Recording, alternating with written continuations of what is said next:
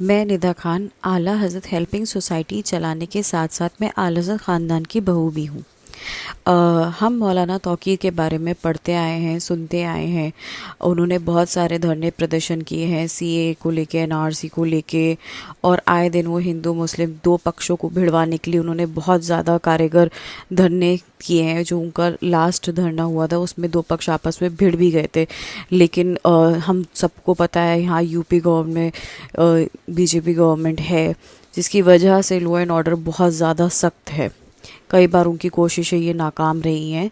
लेकिन देखा जाए 2010 के दंगे जो हुए थे उसमें अब वो सीधे सीधे आरोपी हैं, और 3 गैर जमानती वारंट जारी होने के बावजूद तौकीर रज़ा खां बिल्कुल ही हिरासत में नहीं आए। वो गायब हैं। ठीक है, उनकी वीडियोस आती हैं जिसमें वो बिल्कुल ही ठीक आते हैं, लेकिन उनकी मेडिकल रिपोर्ट्स कभी भी बाहर नहीं आई हैं। सिर्फ बातें करने से कुछ नहीं होता, लेकिन मेडिकल रिपोर्ट्स अभी तक गायब है। दूसरी बात, मौलाना तौकीर बहुत ही ज़्यादा लेविशिंग लाइफ जीते हैं। उनका बेटा ऑस्ट्रेलिया में एक लेविशिंग लाइफ जी रहा है, पढ़ाई कर रहा है। हम सबको पता है ऑस्ट्रेलिया की पढ़ाई कितनी ज़्यादा एक्सपेंसिव है। लेकिन कभी कोई ये नहीं सोच पाया कि मौलाना तौकीर के पास फंडिंग आ कहाँ से रही है, वो इतनी लेविशिंग लाइफ जी कैसे रहे, अपना स्टेटस कैसे मेंटेन कर रहे हैं, जबकि उनके पास कोई बिजनेस नहीं है, कोई फैक्ट्री नहीं है, कुछ नहीं है। तो ये फंडिंग आ कहाँ से रही है? तो मैं अपनी गवर्नमेंट से रिक्वेस्ट करती हूँ कि ऐसे जो भी लोग हैं उनके ऊपर ईडी की जांच होनी चाहिए कि ये पैसा आ कहाँ से रहा है, ये फंडिंग कहाँ से आ रही है जो हमारे देश में नफरत पैदा कर रही है।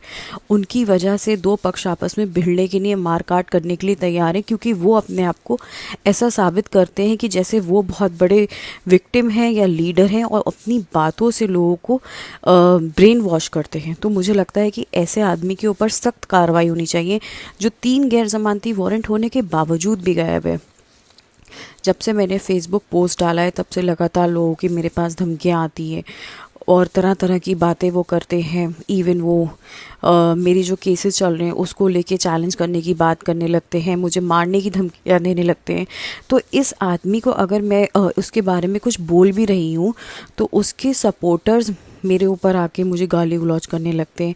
तो आप सोचिए, जो एक मास्टरमाइंड साबित हो चुका है कोर्ट के अकॉर्डिंगली, वो खुलेआम कोर्ट को भी उल्टा सीधा बोलता है। न्यायपालिका जिस पे हम सबका भरोसा है वो उसको भी उल्टा सीधा बोलता है, और आज तक कोई इसके बारे में बात करने को तैयार नहीं है कि मौलाना तौकीर के पास पैसा आ कहाँ से रहा है। जबकि हम सबको पता है कि उनके पास ना बिजनेस है, ना उनकी कोई फैक्ट्री है, ना वो कोई सर्विस करते हैं।